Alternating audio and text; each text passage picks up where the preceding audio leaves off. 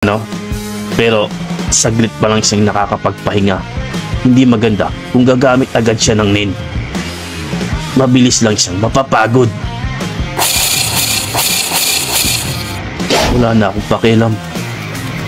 Hindi na pwedeng hintayin pa na maubos kami bago kami kumilos. Kailangan lang makipagpahinga ni Master G. Kaya naman ako na mismo ang atake ngayon.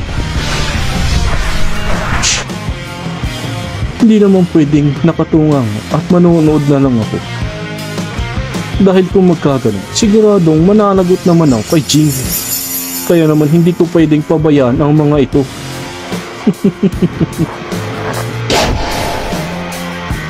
Habang paatake nga itong si Kite, dito nga kay Lumi, agad naman hinila ni Hisoka gamit ang bungee gum para nga mapalayo eto nga si Razor. Tamang-tamang ginawa mo, Hisoka. Ngayon, wala na akong pag-alinlangan para atakihin siya. Eto na ako! Ginawa. Hindi. Isang malakas nga na pag-atake ang ginawa nga dito ni Kite.